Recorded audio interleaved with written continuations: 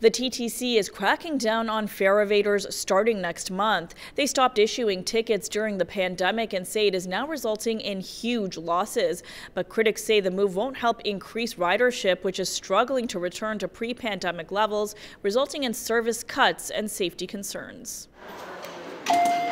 TTC customers will soon face a steep fine if they're caught skipping fares, anywhere from $235 up to $425.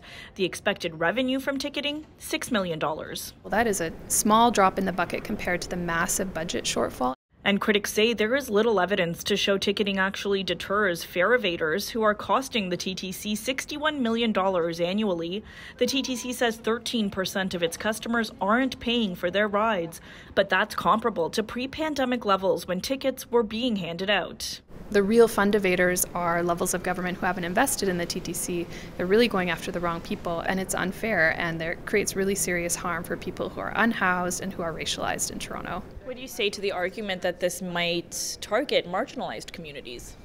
You know, I think there's a difference between somebody that goes into a store and takes a loaf of bread because they are desperate, they're hungry. We want people to be proud in of the transit system. We want them to feel that there are rules and that they are important, that they're being enforced. Advocates say all of this negatively impacting ridership. TTC fares are increasing by 10 cents a ride, and service is being cut to 91% of pre-pandemic levels. So we're getting less and paying more, but yet we also want to charge people who don't pay the system.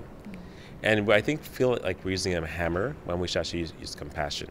And after an uptick in violence against passengers and employees on the TTC staff releasing new numbers at today's board meeting. They say last month offenses against customers were actually down, but offenses against employees were up. Advocates are concerned the changes could make things worse. Service cuts won't improve safety, but the TTC is moving ahead and doing exactly that, cuts to service.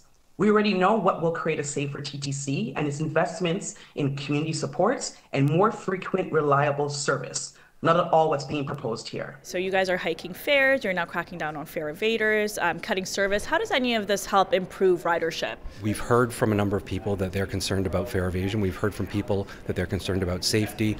There are a number of things that we have to try and balance right now. Recently, the city increased the presence of staff, police, and outreach workers on the system to address safety concerns. The TTC also rolling out 2 pilot programs. 40 fare inspectors and special constables will wear body cameras to record their interactions with riders. Another 30 officers will pilot mobile ticketing equipment, which is aimed at speeding up enforcement. Inspectors issued an average of 1,800 tickets a month prior to the pandemic, but the TTC says that number is expected to change as they aim to combat systemic racism and any concerns about bias in fare evasion enforcement. For City News, I'm Tina Yazdani.